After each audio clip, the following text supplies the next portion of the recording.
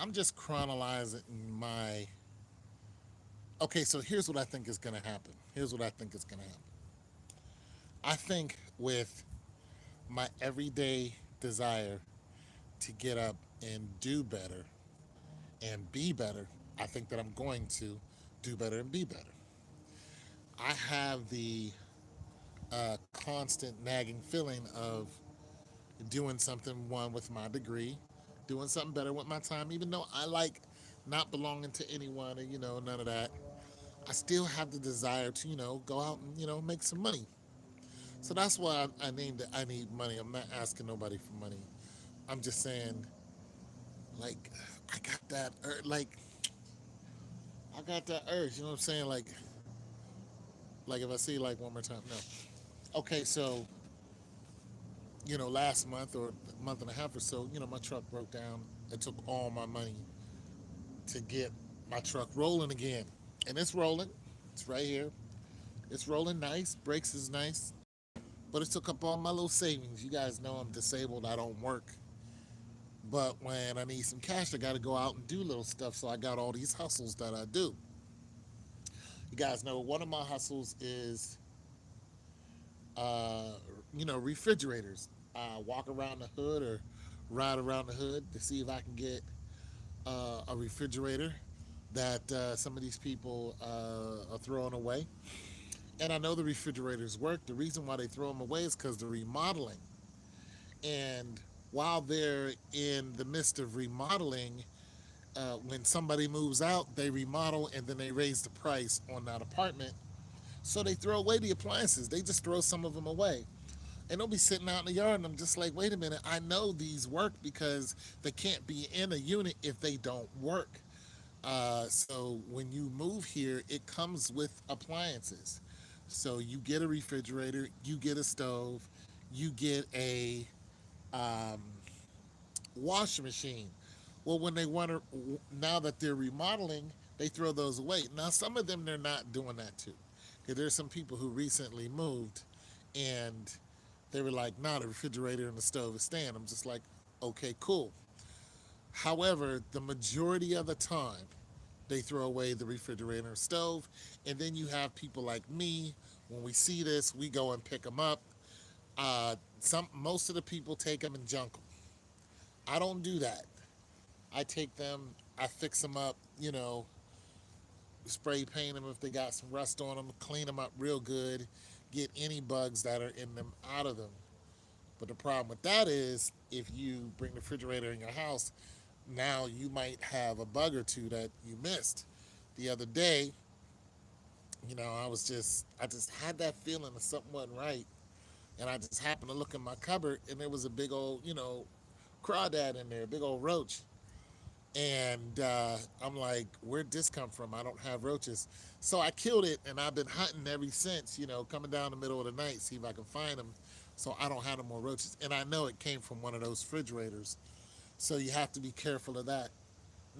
Needless to say, I think I'm going to stop selling refrigerators because I don't like the whole bugs coming into my house. And that's the second time I've seen roaches from the refrigerators, and I just don't like it. I don't want roaches, and yeah. So I gotta cut that hustle out, and/or just keep the refrigerators on the outside of the home. It's gonna be cold soon. Roaches don't like cold. You can all you spray them down and all that other stuff, but I just don't like bugs. And now I have these huge spiders that are about this big in my basement.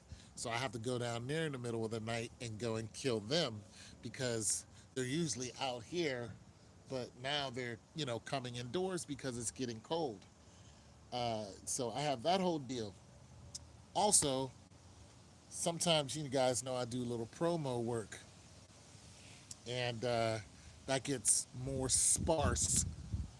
Uh, as it gets colder, it gets sparse. Those jobs, it bangs during the summer, but when it gets colder, not so much. So I'm just trying to get my income back up to where I got a light, a G or two, just in case of a rainy day. So I need money. So I've been doing little stuff. I've been doing stuff, but shoot, right now, shoot, a brother is hit. I spent I got enough to buy. You know what I'm saying? Like my essentials until the first comes around. Like I can't even go to work right now. I don't even want to put gas in my car. Nothing. Like you know what I'm saying? And this is when the hustle really comes in because I done did a couple jobs. I'm waiting for those paychecks, but while you waiting for those paychecks, your account is on the low, and you don't want it to go to zero because if it does, and then something comes through a direct, withdrawal, then it goes in a negative, and now you got some other issues. So you don't want to do that. So you want to keep something in there, $5, $10, whatever, just in case Netflix or whatever hits. You know what I'm saying? Whatever. In my case, it would be Apple. I pay them what $3.99 for their whatever. So I got to keep a little bit in there. Plus, you got the little change in the house, but that's what I spent my money on. I spent my money on going to work and then buying food for the rest of the month. So then I had this job that came up, and they was like, "We need you to go and do this." I was like, "I can't do it because it's a half an hour away, and I don't want to." You know what I'm saying? I know my truck takes $10 to go an hour away. So I was like, I don't want to spend $10 traveling, even though I would have made $85, but I still have to wait until the rest of the month for, you know what I'm saying, whatever. And I'm like, plus that $85, I wouldn't see that until, 2, 3 weeks from now. So I said, you know what? I'm just going to chill. I'm just going to chill on that. I'm gonna keep my little bit of change that I got because I don't want to be sitting up here needing something I can't go get. That's not cool. And I know I got a few paychecks coming. I know I get some money on the, you know what I'm saying?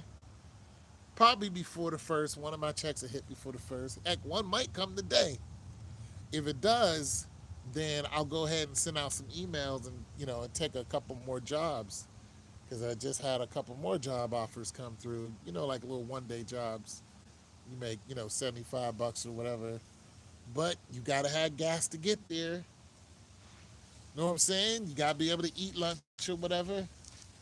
So it's the hustle. So I'm in it like that now. You know what I'm saying? You gotta spend $5 in gas to make $75. But if you ain't got that gas money, you know what I mean? Even if you was catching the bus, you still looking at, $2 each way, which is okay, but you looking at where you gotta go. You're like, do I really want to? You could catch the bus. You could catch the bus. You catch the bus. You catch the bus. But you know what I'm saying? I just learned over the years that it's always good to have yourself 10, $20 in your pocket at your disposal, just in case, man. You know what I'm saying? I like to have like, I'm real for real. I like to have like, you know what I'm saying, a couple G's just in case you need a lawyer or just in case you need, you know what I'm saying, you need to get yourself another vehicle right away or whatever the case may be. Times is changing though because now there's Uber and all this other stuff. But so I'm just saying I need a couple dollars. I already worked and got some coming to me, but it ain't here yet. And because I don't have that money, I can go out and make money without spending money to go out to make money. So I'm in that situation. But I'm not. You know what I'm saying? My car's running. My crib is, you know what I'm saying? You gotta, my next month bills ain't due till next month. So I'm not in dire straits, but you don't ever want to be in a situation like this because anything can happen. So you gotta just chill. You do too much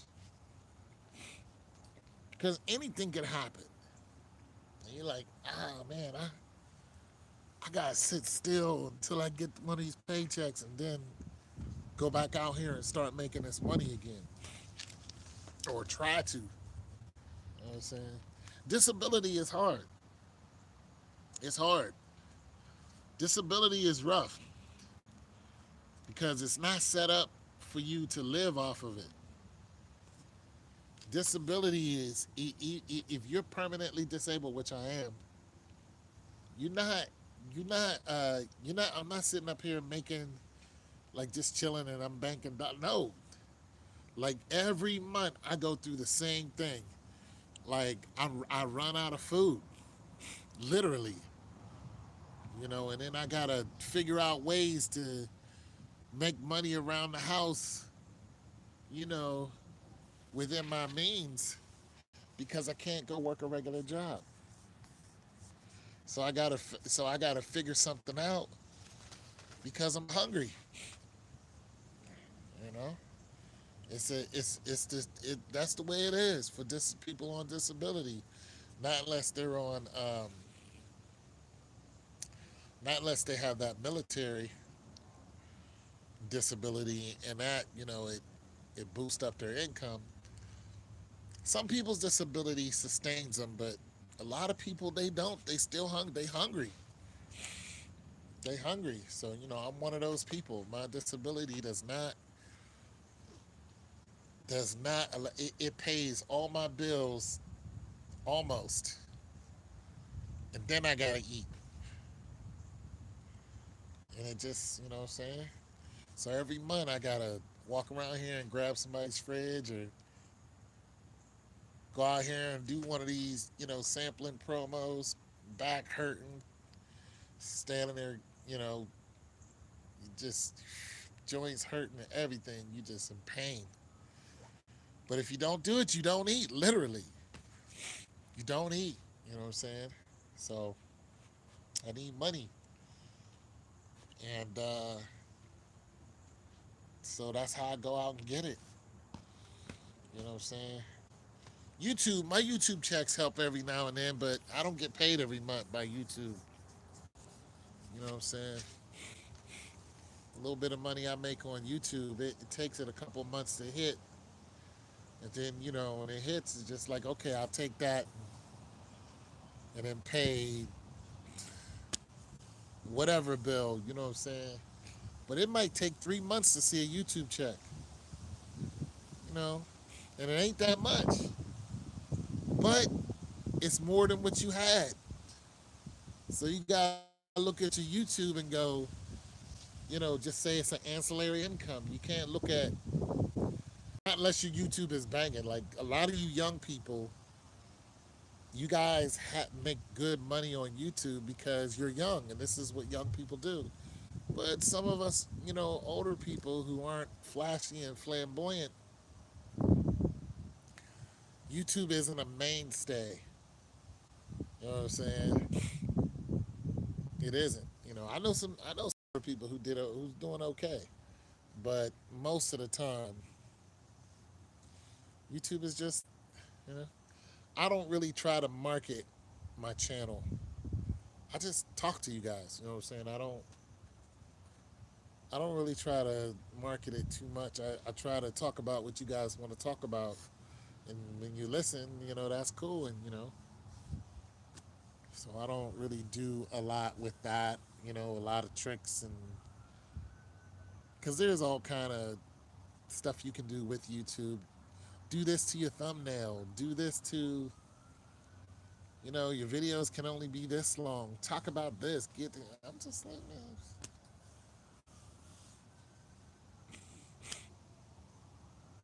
man, I'm old. So yeah, Broski needs some money, and I got some coming to me. But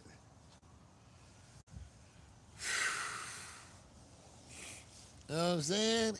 Man, I'm waking up counting pennies, like literally looking around my crib, man.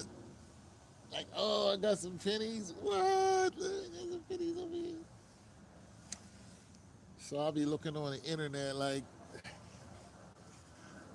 I wish I could go back to work, use my degree, you know what I'm saying, get one of these jobs, pay 50, 60 a year, you know what I'm saying, to get me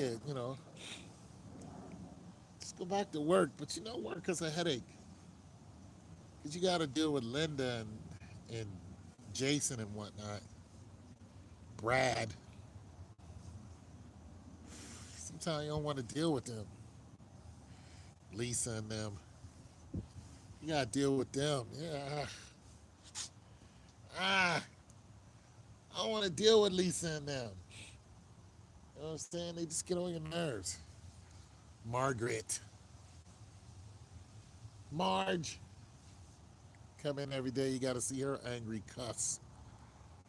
You know, you got to deal with that. So there's pros and cons to both. On one end, you don't get a lot of money. On the other end, you make money, but it's always a fight because the people you work with are just stupid. The middle of the road is be a successful entrepreneur. It still got some struggles there, because YouTube be cutting people off. They be cutting people off. Money is not that easy to make on YouTube as it used to be. You know what I'm saying? You know, but yeah, so another thing I'm thinking about eventually getting me one of these. I was thinking about fixing refrigerators, but I'm not gonna do that. I was thinking about getting me one of these uh, pressure washers and do some of that. A little bit of leaf blowing, pressure washing, because it's a thing. Pressure washing's a thing. You know what I'm saying? So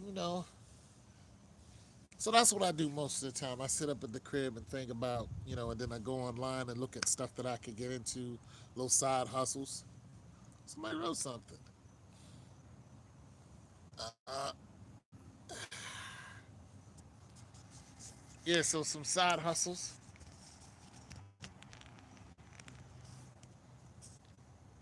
A little bit on the side.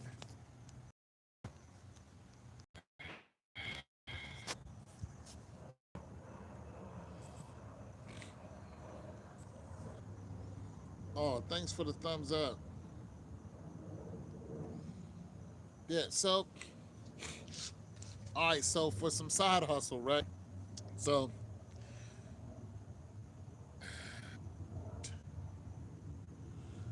I used to play chess. I'm not bad at playing chess. I don't really play cards. I used to play cards too, but I'm not bad at chess. I ain't played in a while. I know people do I found this interesting. I saw this chick on Star. She was playing chess and she was live streaming it. I thought that was dope. And she was getting people to, people like watching other people do stuff, even if it's mediocre. They just like watching other people do it. And I was like, okay, you know, that's pretty cool. Yeah, she's playing chess. Yeah. But so I gotta, so I'm going through my financial rough patch, right? And I've been in rough patches before, but of course now I have another weapon in my arsenal, which of course is a 4 year degree. But I'm not using it, but I have it. You know what I'm saying? So I have to figure out. Okay, so I was thinking about going to work part time, right? I was thinking about just picking up a little, like I was, like I saw this administrative assistant, health administrative assistant. It was part time. I was like, oh, I might be able to dip into that or something. But what I'm probably gonna have to do is probably start hitting up these temporary services, and once they see my little credentials or not, they'll say, hey, would you like to go to this job? But I can't work too much. I literally can't work too much. So I'm just trying to get my footing here to where I could just not be hungry every month and be worried about, you know, because I'm sick of it. And whenever you're sick of something, that's when it begins.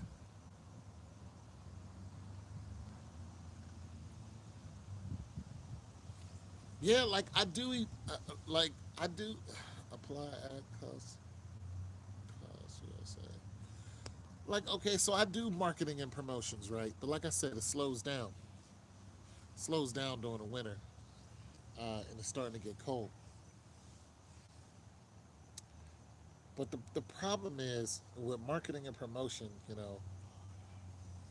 back in the day, they was working you 12, 16-hour days. Now they can only work you 8.5 hours. But my body just isn't made for that stuff anymore.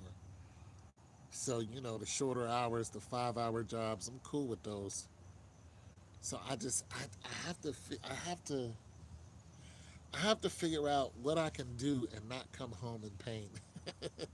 That's really what it is. You know what I'm saying? And not come home just messed up to where I can't go out the next day. Because, my back injuries are a lot worse than what I thought they were.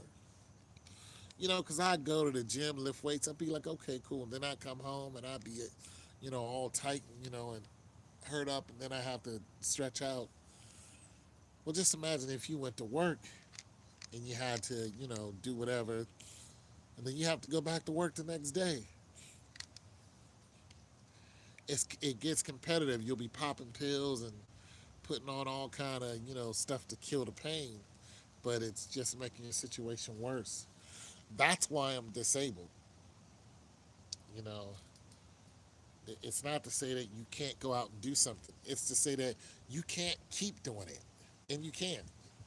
Because I was like, when I first became disabled, I was like, well, maybe I might be able to, because I used to work at Honda, as a quality control specialist, but you still picking up that metal, you know what I'm saying? And I liked it because I got a workout, you know what I'm saying? But after,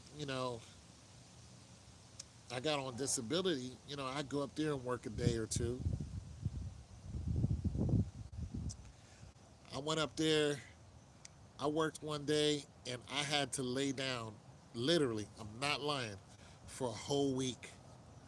I was in the bed most of the time.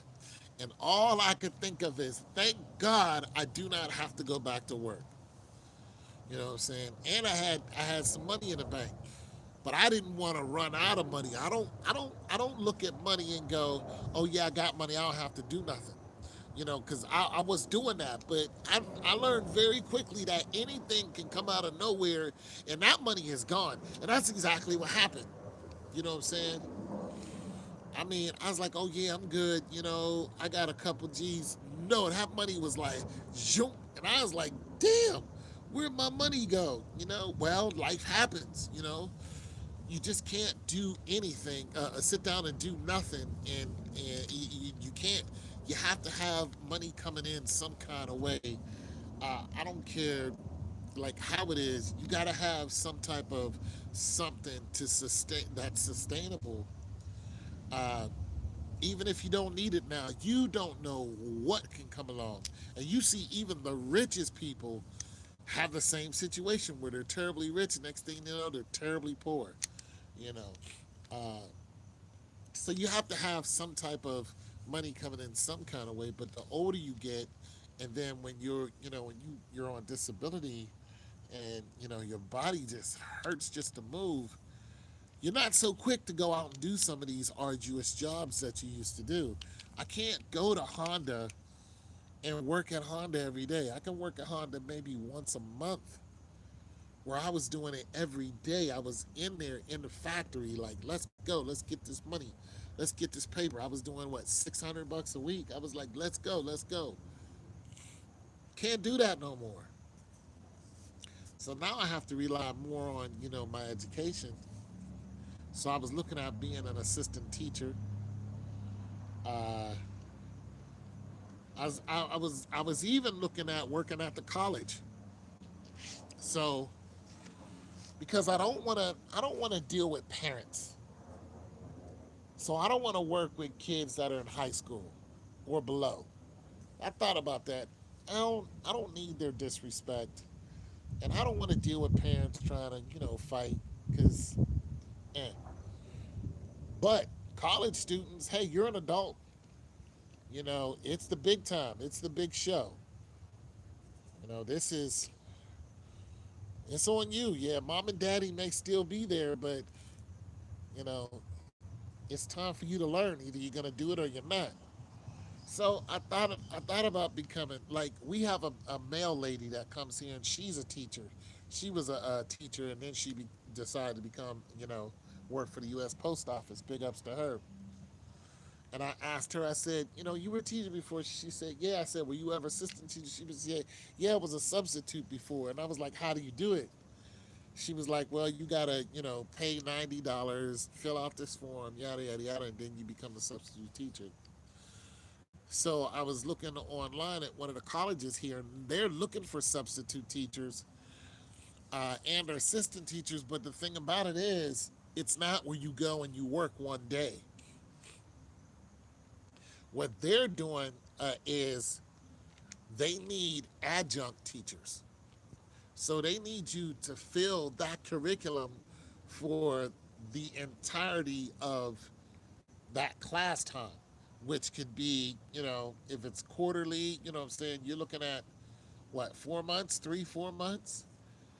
So that's different. That's not something I want to do. But I would like to, if the teacher's missing that day, to fill in for that day or meet or maybe even 2 or 3 days.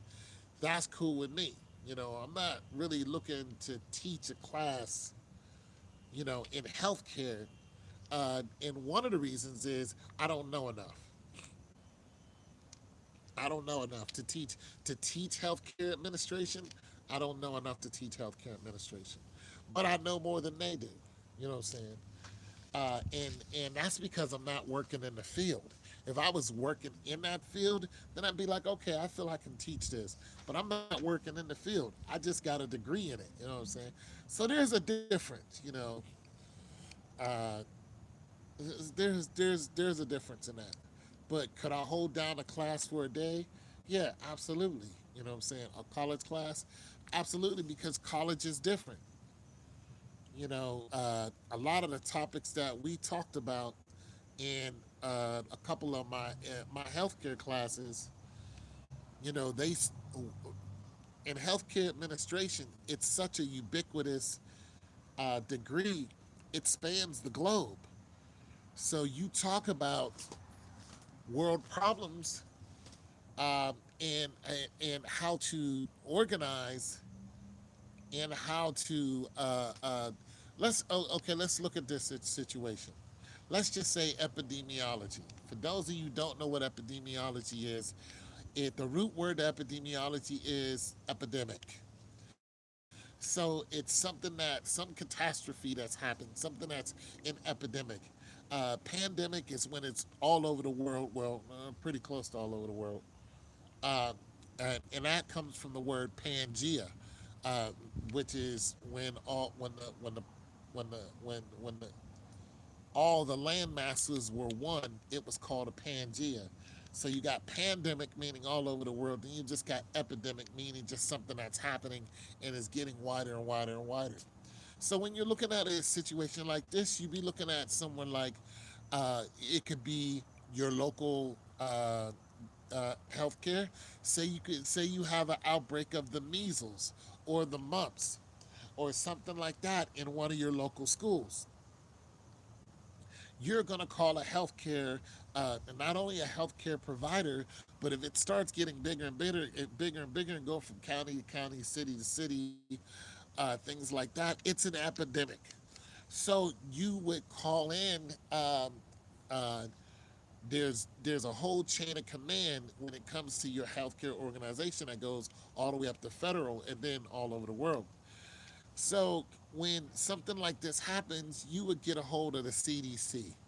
Now this is after you've already dealt with your local hospital, you dealt with your the city program as far as healthcare, then your state program as far as healthcare. Then all that information would go directly to the CDC. The CDC would have an epidemiologist who's usually somebody who has a doctor's degree.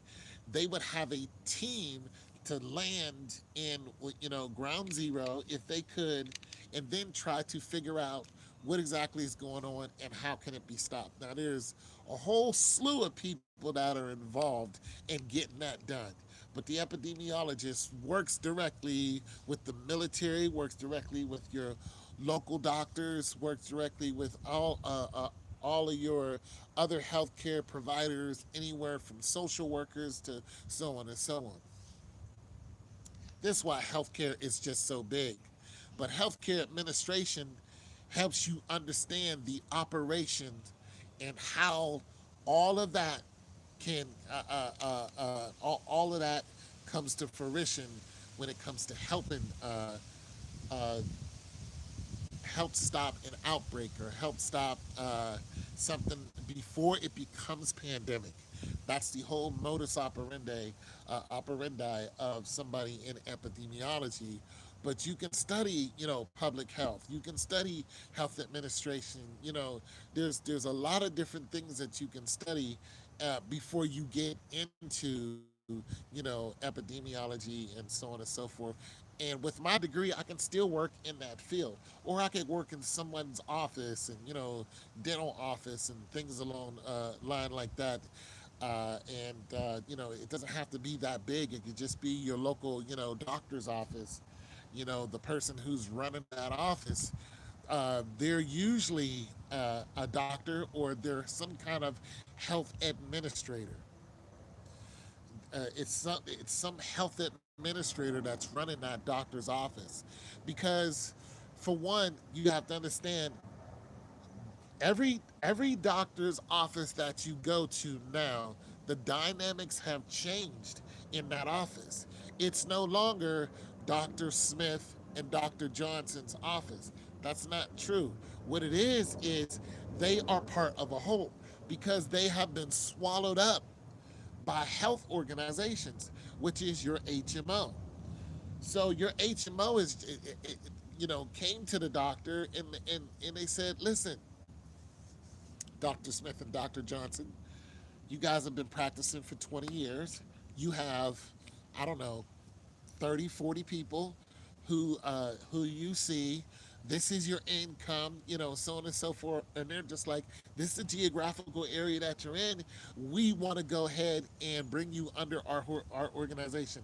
If you tell them no, if you tell them no, here's what's going to happen to you. every it's just like Walmart. It's kind of like it has a Walmart effect. And I'm gonna explain this. Here's what's gonna happen. You tell them no, right? You're sitting on the east side of the city, right? You have, 40, 50 people coming in. You're satisfied with that. You know what I'm saying? You're satisfied. You're getting your Medicare, Medicaid, and all that other stuff. You're getting your billing done and everything. You're just like, hey, we're making a couple 100,000. Our organization, we're not trying to spread anywhere. We have one office and we're good. We see the same people. The whole family doctor thing, we're both family doctors, so on and so forth. Here's what's going to happen to you. Those 30 or 40 people that you have that are coming to your office are going to be acquired. They're going to be swallowed up by other doctors' offices. And I'm going to tell you how. One, you have your copay. You have your copay.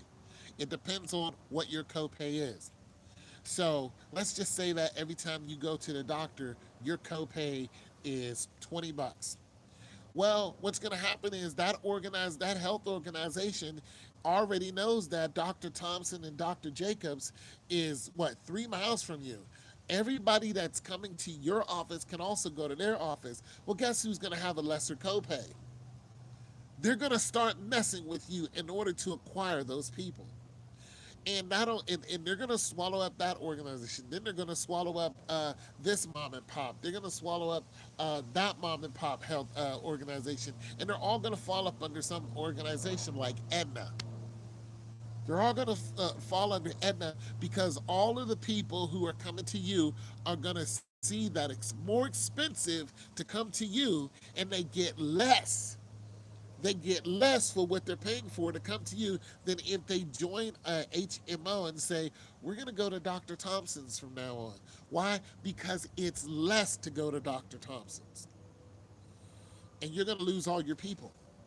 And eventually your flourishing business, it won't be flourishing in it anymore.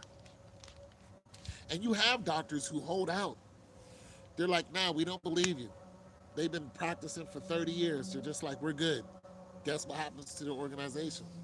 It goes under. They lose their people. It literally gets swept up under them. They just take them, boom, boom, boom. Next thing you know, your numbers start going down. You stop getting that money from the government, and then boom, that's it. That's how that goes. And when I say it has a Walmart effect, is whenever Walmart moved into a town, the mom and pop stores, boom. What happened to all the mom and pop stores? You know, they've been in business for what, 30, 40 years. What happened to them all? They all closed because people start going to Walmart. That's the same thing an HMO does to you. So it forces you to join one of them. And then when you join one of them, uh, uh, then you have an array of benefits that comes in. Not only that, you also have more people, or you have access to more people. So you might not want to take on more people. However, with an HMO, I think they kind of make you take on more people. It all depends. Because it's all about money. It's all about billing the government. It's getting cool out here. It's all about billing the government. But nonetheless, enough of my prattling and rattling on. So yeah, so I need money. I'm trying to figure out what I'm gonna do, how I'm gonna proceed, and yeah, what am I gonna do? Anyways, I hope you guys are all right, and thank you for listening. And I'll keep you guys updated on what I'm gonna do, and we're gonna have some fun. We're gonna learn. All right. God loves you. So do I. Peace.